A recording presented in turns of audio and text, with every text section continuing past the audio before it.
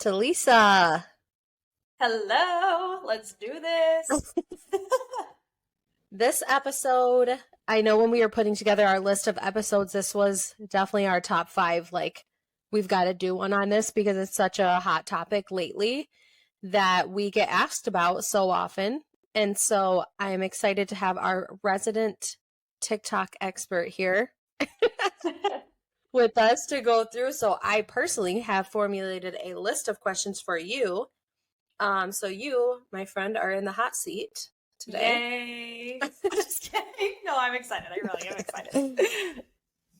First, I really just want you to, as much as you don't want to, brag about your experience. I want you to brag about your experience on TikTok. Like, why should someone who's tuning in right now, like, believe what you say or care what you have to say about TikTok?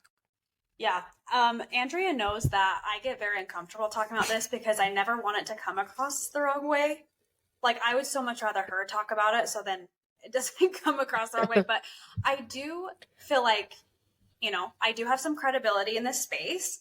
I started a TikTok account, and within 6 months, I had hit 23,000 followers, which was amazing. I got amazing opportunities from it. I've been able to work with brands like Crock-Pot, Pure Boost, Blissy, Pesty. I have worked with brands that I absolutely adore, been able to create lots of fun content. For my personal content, I've had over 10 videos hit millions of views. I have had over 50 million views with all of my different videos. And, something that I truly love is content creation. I love this business and I love what we're doing, but I do have a deep passion for content creation. It's something that has really driven me in my personal life. It's something that has been an incredible, just creative outlet for me. And I've learned a lot from doing it. It's been incredibly fun, but 2023 was a very challenging year for me in my personal life. Not that we need to get into that, but that along with growing this business, I put all of the energy I could into this. So I actually completely abandoned my TikTok account for about a year. But I'm actually starting to get back into it. I've joined this incredible mastermind with some of the top TikTok earners in the whole country. And it's been an incredible experience learning from them. And so I feel like I have a lot to offer because I've been able to really learn from them and know what's kind of coming up for the app and what is relevant what would be relevant for you, for your industry.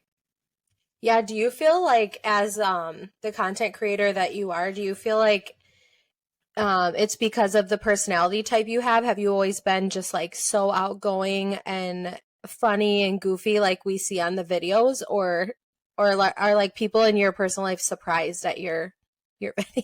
Oh, people are shocked, I would say.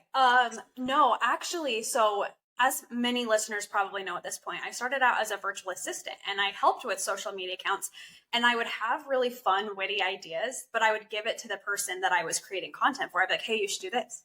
Hey, you should do this. And then it would work really well. And one time I actually had a client come to me and she was like, you're so creative. Why don't you put yourself out there? And I'm like, no one wants to see this face on their screens. Nobody. And I was like, absolutely not. And after about 6 months of her prodding, she was like, please just put a video out there of yourself. And I was so uncomfortable. I didn't want to be in front of the camera. And I actually posted my first video. And when I look back at it, it is awful. It is so bad.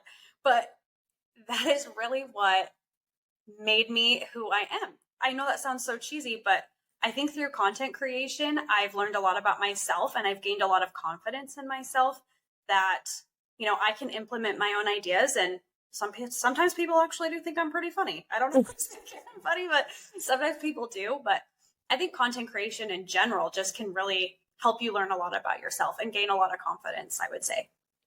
So what you're saying is, from someone who really was quite shy and not super confident starting out, that even if you're coming from that place, you still have the potential to really find yourself through video content. You can, sky's the limit with content creation and being able to reach a lot of people if you're willing to put yourself out there. Like you don't have to have, because I feel like a lot of clients say to us, oh, I hate myself on video, or I'm not even funny, or I'm not interesting, but you felt the same way about yourself. Oh It's yeah. not like you woke up and were like, okay, I am as funny as Jimmy Kimmel. I'm getting in here and I'm going to be the next, No, no, honestly, I didn't even tell my own mom or my sister or any of my family that I was even starting an account. I like just did it for fun. And I'm like, I just really want to put my creative ideas out there. And it just started getting so much traction to the point where my family's like, what is this?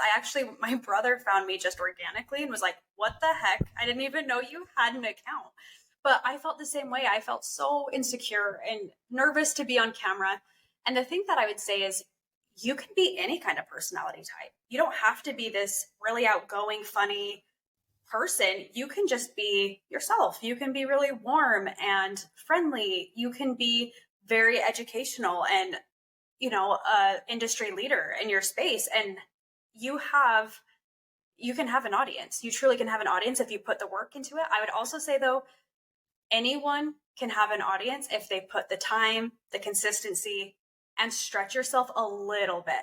You need to stretch yourself a little bit, I would say. You can't, you can't just stay in your comfort zone. I would say you need to stretch yourself a little bit. But yes, I think truly anyone can do it. Do you have to shake your butt on TikTok to grow fast? No. If you do, you might gain some faster. No, you do not. Okay. Okay, so a question that we get from clients, because all of our done for you clients, we do Instagram reels for them. Yeah. We either have them film them and then we edit and post, or we hire the local photographer to go film and then we edit and post, right? So all of our clients we're doing reels for. I would say 80% of clients have said, can I just take my Instagram reels and post them on TikTok? And we have said no. And I'm just curious, can you tell the listeners a little bit about why that's not the best video strategy? Because a lot of times you hear repurpose your content, repurpose your content, repurpose your content. So why is that not a good strategy? Well, I think you can absolutely repurpose your content and put it on there, but you can't just leave it at that and expect that you're going to see phenomenal results. Okay. So it's not that you can't necessarily put your Instagram videos on TikTok, but you need to add a variety of other kinds of content because that's just not exactly what's always popular on TikTok. Just being transparent with you, you've got to really think about it like this. When you're using Instagram, you don't just see reels. You have stories, you have static posts, you have carousels, you have different ways that you're nurturing your clientele or your followers. And they're seeing lots of different sides of you. When you're like in your car on stories, people get a sense of who you are. They feel like they know you personally. If you just have a very picture perfect video that you're putting on TikTok and that's all people see, they're not getting to know you. It leaves you at a disadvantage because people don't get it. They don't understand like what they should be following you for. So TikTok, I would say, yes, you can repurpose your content, but you have to have so much more than that. You need to have your face on your TikTok and you need to speak to your people because they're not getting that on that platform like they would on Instagram. It's very key and so important that you have a variety of different kinds of content on TikTok along with that. So it's not that you can't use those videos on there. Like, sure, get yourself some more content out there. It never can hurt, but you have to have a different strategy because you need to be able to warm, nurture, and funnel people in for you. And you can't do that just with one style of video. Whereas on Instagram, you can have a different style of video because you have so many other aspects that are helping people down that funnel, if that makes sense. Yeah. So for someone who's listening, we tried this with a client at the very beginnings. This was a couple of years ago now, where we tried just taking the 12 reels that we were doing per month for them and just putting them on TikTok. And truth be told, it did nothing. It literally did nothing because 12 videos is not enough, first of all. So it wasn't enough content. And second of all, it wasn't the right content. And third of all, it wasn't enough content. So yes. Can you walk through like what what is the industry recommendation from the TikTok experts that would say how much content, how many videos do you need to put out per month or per day or per week? At minimum, you need to be putting out 3 per day. 3 per day? Per day. 3 per day. 3 per day is industry standard. Holy cow.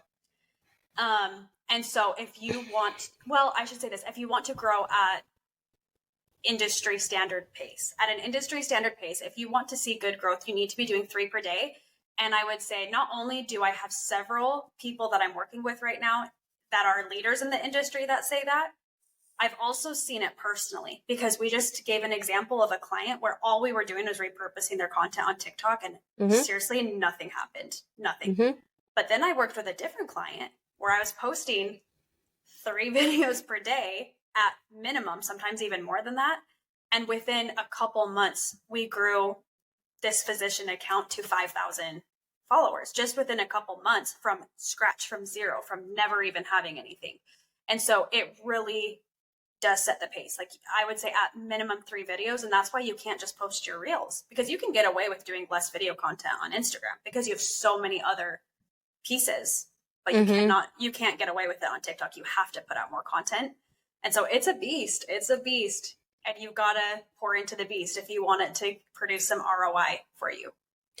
Yeah, I do think, just because I'm personally not a TikTok user myself, so I would say I can kind of see more like the perception of TikTok, as in a lot of our clients, I feel like, or generationally speaking too, have this, this thought that Instagram Reels and TikTok is like the same type of thing, basically. But when I think of all of the social media platforms, like, there is very different stuff that goes out on LinkedIn, then goes out on Pinterest, then goes out on TikTok, then goes out on, Twitter/X or Facebook groups. There's kind of different stuff. So can you just kind of walk through, like, what are some strategies on TikTok that make content work best that's different than every other platform? Like, what is doing the best on TikTok, and why? So currently, I mean, you might be listening to this a year from now, and this could be totally different if you're listening, far in the future. But at the current moment, what's really doing well is the personal stories. Just people seeing your face like this, almost treating TikTok as Instagram stories. Think about Instagram stories that you are so engaged in, and you're just like, oh, I want to keep clicking through and watching all of these stories. That's what you want to have the mindset of with TikTok. You can do trendy stuff. You can do funny stuff. You can do stuff with audio. That all helps build your presence. So all of it's good. But I would say the thing that people are really resonating right now with is just you getting on and just telling a funny story. Like, maybe you have something funny that happened in your clinic. People will eat that up. Do you have a clinician that works with you that had a funny/embarrassing thing happen to them? Post that. Like, people like the controversial things, the little bit edgy things, the things that keep them on their toes, things that they can engage with, or maybe they even disagree with you. And that's okay. Getting engagement like that is a positive thing for that platform for sure. So if you were a med spa owner listening to this, how would you take what's going well on TikTok now, or like what amount of content that needs to go out? How would I, if I was a med spa owner or an aesthetics practice owner, how would I take that and say, okay, now I know what I need to do for my own TikTok strategy? Like, how would you take that? What kinds of videos or content should they be thinking about from a medical aesthetics practice owner perspective that they need to be putting out on their TikTok to have success? That's a great question. And I want to go into this from 2 different angles. In terms of just what kinds of content you need to create, I would say you really want to warm your audience and nurture them. Think of TikTok as kind of like that top of the funnel that you want to start leading people down. I'm not here to say that no one will ever buy from you on TikTok, because that would be ridiculous. TikTok, there's so much money in TikTok. It's ridiculous. People will buy off of TikTok. But when you think of yourself as a business owner, you could find people locally, but when you're reaching the masses, you're reaching the world, right? It's probably not very realistic that someone, that lives across the country from you is going to fly all the way to see you. Now, maybe when you get big, that could definitely be a possibility. I'm not saying that that's not happening, but think of it at the beginning. What's the goal? The goal, most likely, is to build brand recognition and maybe have online sales. So if you have like an online store or you sell your skincare online, that's a great thing to be promoting. So you got to think strategically of like, how can I make that kind of content personal? So if I were a med spa owner on TikTok, I would share funny things that just really gets people to love me and my clinic. That would be number one, is just really showcasing our personalities, our office staff, like funny things that happen. Next is you want to educate, but you can't just educate. Sometimes people in this field, I would say, make the mistake of just wanting to educate. You have to remember who really is your audience. Is it your peers or is it potential clients? And that's something you need to distinguish. So what do your clients want to hear? Not what do your peers want to hear? Yes. What do your clients want to hear? And really, so for instance, breaking down a skincare routine so it's easy to understand. So having videos explaining certain products and when they would use it in their routine, why it's important. Having videos that do get ready with me, get unready with me, when they are consistently seeing you use the same products over and over and over again, and having you explain them over and over and over again in simple terms for them to understand, they're going to get it. And it's important because people need to see a product usually 10 plus times before they're willing to purchase it. Most of the time, they need to see it multiple times. So you sharing the same products over and over and over again is a good thing, because then people are going to really resonate with them. And finally, it's going to click one day why they need it for themselves. So I would focus on very casual style videos of getting ready with me, getting unready with me, maybe share a funny story while you're doing your skincare routine so it seems less salesy and more just, here's what I use and why, but entertain them along the way. So those are the style of videos I would do. And you can also do some like aesthetic things and, different styles, because you need to produce a lot of content. But something I love about TikTok, and med spa owners, I really want them to understand this, is TikTok's analytics are far superior to Instagram's. Far superior at this time. Maybe, if this is 5 months from now, Instagram will improve this. But something that I love about TikTok with their analytics is you can actually see your retention rates for your videos. Meaning you can go into your analytics and see, okay, when are people dropping off? If you're noticing that within 3 seconds, all of a sudden the video drops, your hook needs work. And you could recreate that same video, but just update a different hook and see if it does better. So if you're noticing there's an immediate drop off, your hook's the problem. If people are, watching 10 seconds in and all of a sudden they're dropping off, what happened? Right? What happened at that 10-second mark that wasn't good? And then you can watch those exact analytics and then change them, which is really cool. And then if you have a video that, let's say, doesn't get like 1 million views, that's okay. But what if the retention rate is phenomenal and the engagement's phenomenal, even if it only gets 10,000 likes? That means people are engaging. And if you want to put like paid ads behind it, that's the kind of video you would want to put a paid ad behind to boost it in front of more people, because it has good retention rates and has good engagement rates. So I would say TikTok's analytics are far superior. So even if you're using TikTok as like, okay, what videos do I want to put sponsored ads behind? You can almost use TikTok as an experiment to then maybe put it back on Meta. Why couldn't you do that? Like, okay, let's take the 10 best videos of the month that had the best retention and the best engagement, and then put paid ads behind it for other platforms. So it's a very strategic platform if you use it correctly. I've heard that TikTok is like months ahead of Instagram too, just in the trends and like it's like the millennials. I'm like an elder millennial or in the middle. So I think I'm like the person that sees the trend like 6 months after it was on TikTok. But I think to your point, like it makes TikTok interesting to kind of create a really well-rounded Instagram Reels strategy for in the future, right? Actually, something else that you touched on that I wanted to say. So, because I've done this myself. So after binging a lot of videos on Instagram. You know, there was a specific type of facial machine I really wanted to try, but I was convinced of it by other businesses on Instagram. And then I went to my local place to try it that didn't promote anything. So I would say, promote anything that I saw online about it. So, you know, and I would even say like this happened to me too with, a skincare product, there was Skin Better Even Tone. I was like, I need that. Like from, you know, our virtual BFF. I'm just going to call her that. She doesn't know we exist, but here we are.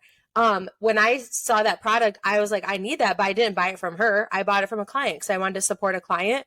But I think that can be just kind of keeping in mind that TikTok is more of a broader audience platform. So even though you might do amazing lip filler, you could totally be convincing people to do it. And you could be like, you know, really growing RHA filler as a brand, but like they're not necessarily coming to you for that revenue.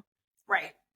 And that is something to keep in mind. And that's why like figuring out cost and your time versus the ROI that's going to come with it. To you, that is something you need to factor in before deciding whether or not to jump all into that platform.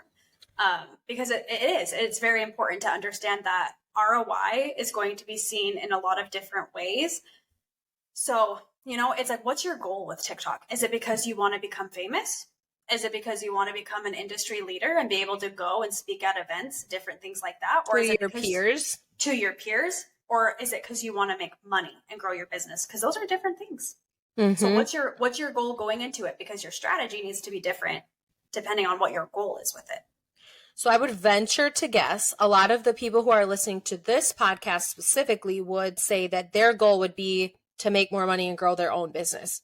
So if that was the case, then how would you describe the perfect TikTok strategy for someone who wanted to make more money because they're utilizing TikTok and say that they're a brick and mortar aesthetics practice? Like, what would be the perfect TikTok strategy for them? Okay, so since you're going to be pumping out a lot of content, there's a few things that I would really focus in on. First being skincare, because anyone can buy skincare from you if you're willing to ship it to them, right? So a lot of skincare focused content. I also think no one's really scared of skincare. Sure, people might be scared of the price point. So you need to convince them of why it's better, but they're not scared of putting skincare on their face. Whereas some people, it takes a lot to convince them just to try Botox for the first time, right? Yeah. It's like a foreign concept. So, you know, having skincare content, the reason why I love it is it feels very non-threatening. It feels very approachable and everyone does it, or most people do it, or should at least be doing it. Everyone should be doing it, right? You should be doing it. So I would say it's very approachable to have skincare on your page. And with that being said, you could sell it to someone across the country if they really wanted to support you. So that's what I would focus on. I would also focus a lot on, okay, what is in your local area that potentially you could reach local people, because you can utilize local hashtags still in TikTok. I would say if you're next to a university, I kind of talked about this a little bit in the influencers episode that we did, but finding, you know, some college clientele for some lips, they're going to be on TikTok. So I would say just realizing that there's going to be a lot of the younger generation on TikTok. Of course, there are people that, you know, are older than Gen Z that are on TikTok, but I would say the majority is usually younger. So what kinds of things would bring them in? You can still do some lip filler content and make sure to really utilize local hashtags and make it more approachable and exciting and showcase your work. Or acne. Acne could be a good one too. Acne could be a phenomenal one. But again, I would say just remembering that the majority of people that are going to look at your content probably are not in your local area. So use local hashtags like crazy when you are talking about those services, but don't base your whole strategy around it. I would say base your whole strategy on what you would want the masses to know about you. So if you could design like the perfect TikTok video right on the spot, what would you say? Like explain the hook, explain like the middle of the video, and then explain the call to action. Like what would be, if you had to just right now for a client, put together a TikTok video for someone, what would you tell them that it should look like? Okay, so in the mastermind that I'm in, I learned this. I knew this concept, but to hear it in this phrasing was very helpful for me. So there's 3 things every video needs. You need the pain, you need the desire, and you need the bridge, is how they explain it. So the pain is, what's the problem? That's what your hook needs to be on. And it cannot be something where you say, here's your problem and here's how to fix it. Someone's immediately checked out. It's, here's the problem. Let's keep them going and watching the video so we can resolve the problem for them. So we have to pinpoint an actual pain point that someone's having and think of a creative hook that doesn't immediately fix that problem for them. It is something that they're going to want to keep watching to be engaged with. So you're saying you wouldn't start out. So let's just role play here that we were going to do a video about treating acne. Yeah. So you're saying you wouldn't immediately start out a video by saying, here's how you treat your acne. No, or I would say you don't want to start a video saying, I had the worst acne and this face reality skincare product changed the game for me. Because now what else am I going to watch? Yeah, you just ruined the surprise. You just ruined the surprise. So you need to say, like, you guys, you're never going to believe the product that changed my skin in no matter of 2 weeks. And then maybe get into a story like, this is what happened. This was what, and like build it up for them. They're going to be like, whoa, what's it going to be? What's it going to be? What's it going to be? And then you give it to them. But in that middle part, before you give them the answer, you need to build that desire, right? This is what it did for me. This is what it did for me. This is what it did for me. And then they're like getting excited and amped up. Like, what is this? This is going to solve my problems. And then the bridge is what connects the two together. You have your pain, you have your desire. What's the bridge that's bringing that together? But the bridge needs to be later on, because if you give the bridge too early, they're already checked out. They already know the answer and they don't understand why it's the answer. So they're checked out before they even have ears open to listen to what you have to say. So it's really important to build your videos in that manner. So I would say that's key in making a video. That's also going to help you get better engagement and also help you get better reach, because people are going to actually save those videos and engage with those videos more likely because they're more invested, they're more engaged the longer that they watch. In the bridge portion of the video, is that at that point when you would do your call to action and say, like, in the caption you can find a link to purchase, or like how do you get them from, okay, I just made this amazing video about how to treat acne with face reality skincare, I sell it. How do you get them to actually go from that point to purchasing it from you? Well, you need to just be continually putting it in front of them. Yes, you need to have call to actions, but just remember, don't be scuzzy. No one wants to feel sold to all the time. It can be casual. It can just be like, this was a great example. Okay. This woman is brilliant. I'm just throwing her out there. She's never going to listen to this. There's no chance she's ever going to listen to this, but I watched a dental hygienist. Okay. Okay. On TikTok. Okay. I was glued. She was like, this is my nighttime skincare routine to keep my breath like fresh as all get out or whatever. Ooh. I can't remember the exact like hook she used, but she was just doing her nighttime routine. She wasn't trying to sell me anything.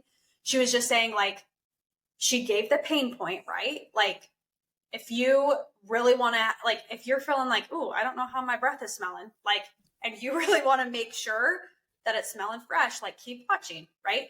And all she did was do her routine. She didn't say, I sell this, you can buy this is what I use. No, she was so strategic. She just took them through the process and said, okay, this is the tongue scraper I use. This is why I use it. And as a dental hygienist, this is what I've noticed. Your tongue is like a rug in your house. Ugh. Or you need to like scrape it out. You can't just like put a little vacuum over it. You got to scrape the stuff out, or there's a lot of buildup that gets on there. She used analogies. So I was like, oh, that makes sense. That makes sense. That makes sense. She was explaining each thing. And then guess what she did? She said, like, give me the bridge. No, all she did, this was brilliant of her, because guess what she did?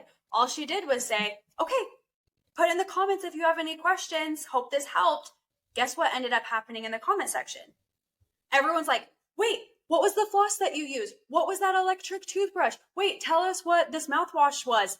And then she took those comments, made a video about it and said, oh my gosh, this is my favorite one and this is why. And then she linked it. And guess Okay. what? She has thousands of sales. I could see it. She had thousands. Why? Because she built the trust before she sold. If she was just in their face, like, this is why you need this and buy it from me and buy it from me and buy it from me. You're Yeah. not building the trust. It just feels scuzzy. Whereas if you just give them the good information, people are going to inquire and be inquisitive about what is that? What was that? Remind me what you were selling. And then when you can tell them, you've already built the trust for the sale. And that is key. So that was like a random example that's not med spa related, but I know you can tell like how you could turn that into a med spa. No, you're basically saying don't be the creepy guy in the middle of the mall that has the hair straightener that's wanting to straighten your hair and chasing you literally down the mall. Yes, asking exactly. to do your hair. You're saying don't be that guy. Don't be that guy. Be that and guy. leave room for some questions, because when you actually get questions, that's where you're going to build the trust. So that being said, do you think then that TikTok is an important strategy for an aesthetics practice? Like, do they need to have it like scale of 1 to 10? What level of importance is it to have?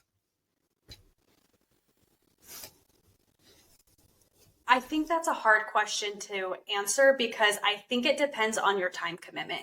If you do not have the time to really invest in TikTok, I would say 0. It is better to be a master of one platform, in my opinion. If you do not have a lot of time and energy to put into it, just focus your time on the platform that is the best for your ideal client. For some of you, maybe that is TikTok. Maybe don't worry about Instagram or Meta. If TikTok is really truly the place where you get your ideal clientele, maybe you live in a place where you want the younger audience. Maybe you are an acne clinic, or maybe you're something that, maybe does treat more younger clientele. Maybe you pour your whole heart and soul and energy into it. But if you're someone that's already stretched thin, I would say 0, -10. If you're someone who can put the time and energy into it and you're willing to put yourself out there in that way, then I would say it can be a very strategic thing for your business, because especially if you're putting paid ads into anything that you do and you want to put money into that, you want to see the better analytics. So TikTok can be incredible for that. Or, if you have the time and energy, you can make good money off of TikTok. I am not going to be someone that sits here and says like, you're never going to see a dime. You will. It's going to take some time. It's going to take a whole lot of effort, but you absolutely can see incredible ROI doing it. But you have to invest your time and your time. Let me emphasize that. And energy. You can't just have someone do it all for you. Yeah. So that was actually, you must be a mind reader. You must know me really well. My next question was going to be, should you outsource this? Like, we have some clients, which I think partially it's because of the types of clients that we serve in the agency, the done for you, clients that really prefer everything to be done for them because they're busy doing other things, or they prefer to be the clinician. But a lot of them more would prefer the like done for you service, which is why we serve them. But would you say that having someone do TikTok for you is a good idea?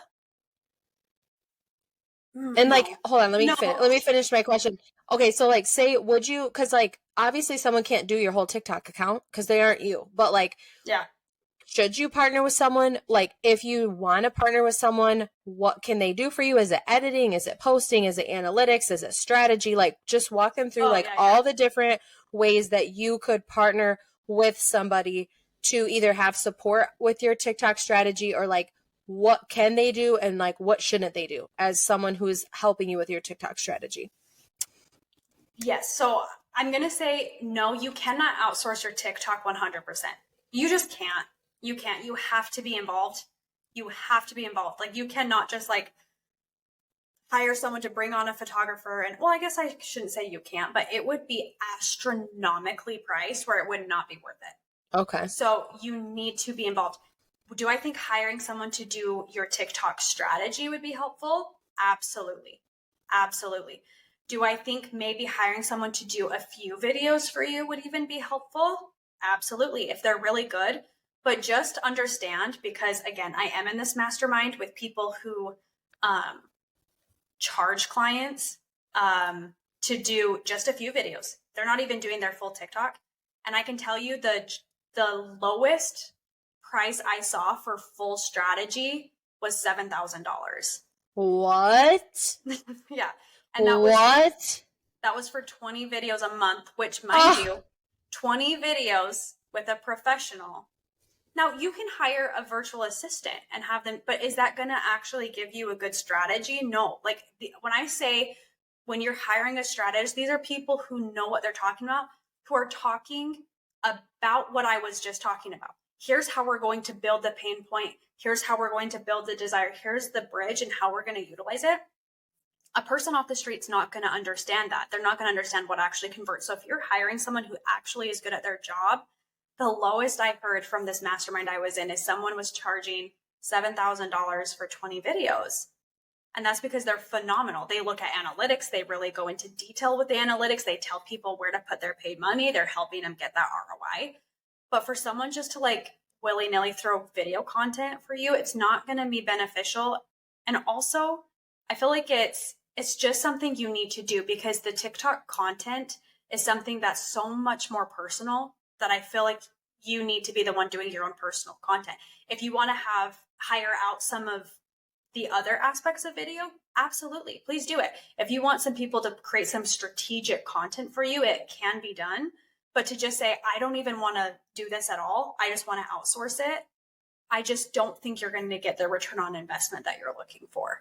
So I do, I do know the client you're talking about, the physician client, because we partnered with him. Well, you did it, but we were doing that together kind of at the beginning. But I feel like the arrangement that we had set up with him was something that would be doable potentially, because he was doing all of his filming.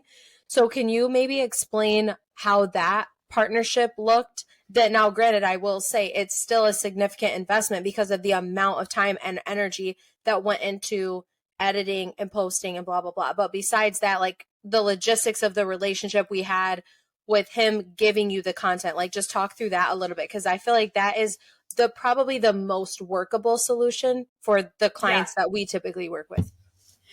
Yeah, I would say that, well, first of all, yes, he filmed all of his own content and sent it all to me, and I was in charge of editing it, putting it all together, coming up with creative copy, adding all the relevant hashtags, adding the little cover to the video, and I did that 3 times a day.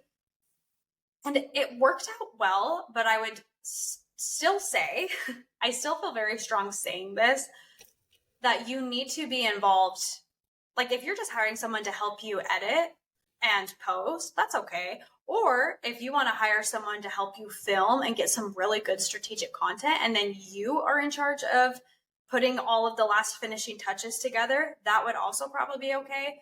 But just remembering that some of the best kinds of content that there is out there is just you talking to your phone, talking to your people. And it's hard to duplicate that as someone else that's not you. Yeah. So whatever you want to do with it, like you can get help for it for sure. You probably need help because it's a lot of content that you need to be putting out there. But just know it's going to be really expensive, because even if you're hiring someone to not give you the full strategy or not create every part of the video, I would say it's going to be very hard for you to find someone to do anything less than $50 a video at like bare minimum.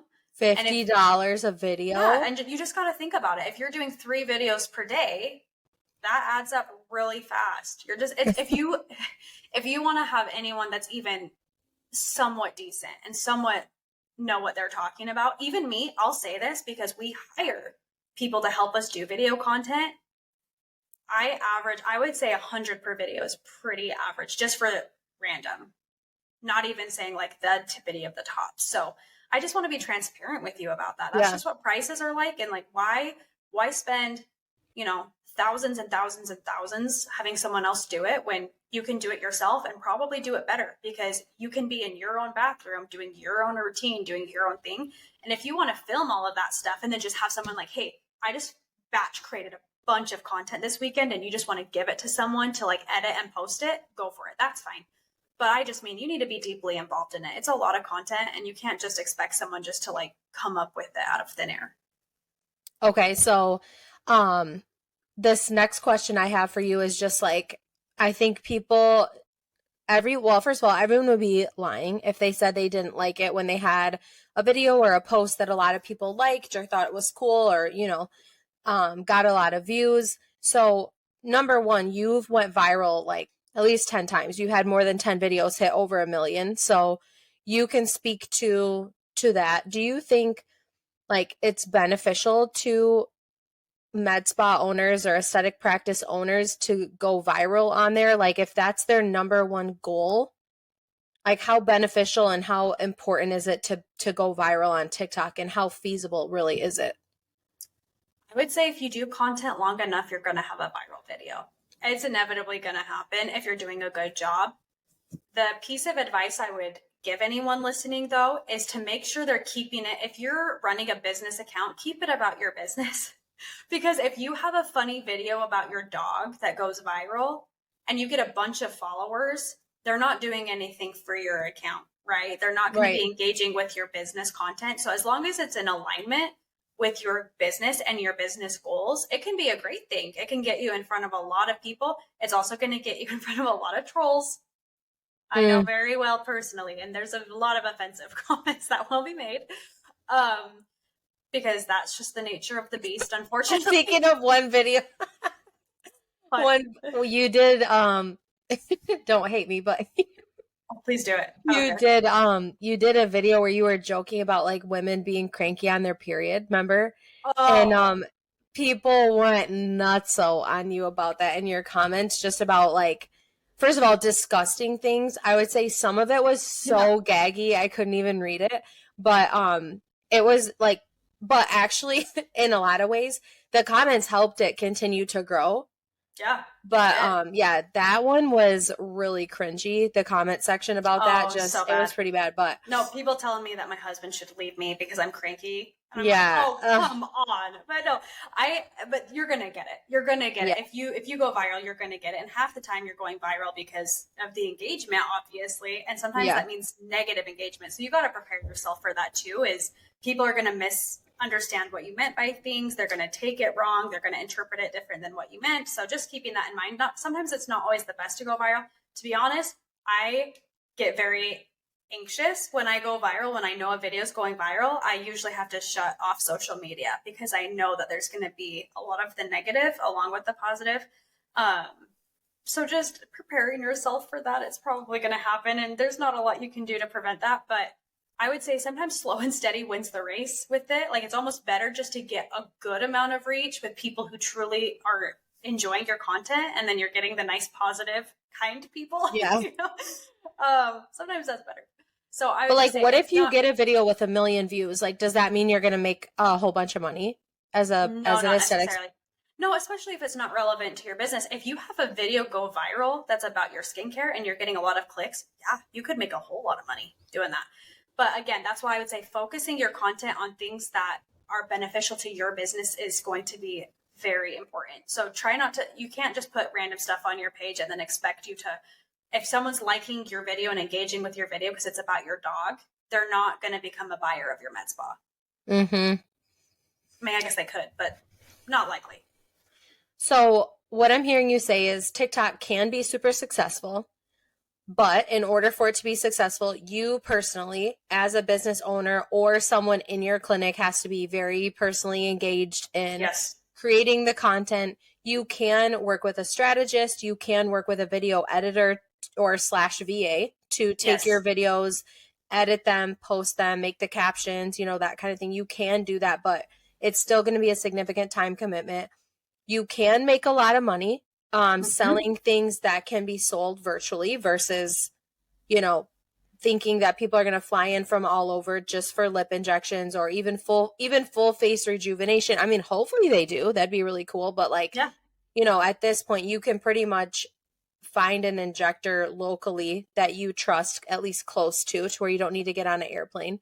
And then you can be successful on social media without having a TikTok strategy. As a business owner, you don't have to do TikTok, but you totally can. And if you choose to repurpose content that you need to supplement with additional content, because TikTok is a content machine, like it's very hungry for content. So that's kind of everything I got out of this. This was a very helpful episode to me because I know that the conversations we have with clients regularly about TikTok and TikTok influencers that want to partner with them. And I would say everything that we just talked about can also be applied to questions about partnering with a TikTok influencer. Like if the TikTok influencer is coming in for micro needling, that's might not really help you unless if they're locally known. They're a locally known TikTok star versus like, you know, just someone who comes in who has 200,000 followers that's known all across the world. The likelihood of making any sort of a transaction off that could be quite low. Right. And I just want to say something because I never would discourage someone from being on TikTok. And I want to make that very clear. But I also think I just need to be honest with you about the realistic expectations it's going to take. And so you might be listening and saying, I have a bunch of time to pour into TikTok. And if you do, go for it. It's not a bad idea. There's a lot of great things about TikTok. Maybe you want to work with an influencer that's locally known. I actually have someone that I know personally. They run a TikTok and Instagram account that is all about, it's like a mommy blogger, basically online.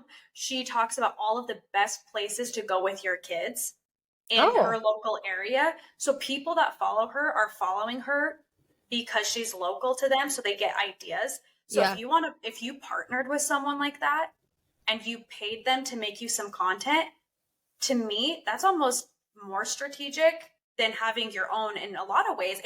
If you don't have the time investment to put into it. And the reason I say that is because it takes a lot of blood, sweat, and tears. It really does to put into an account to make it successful.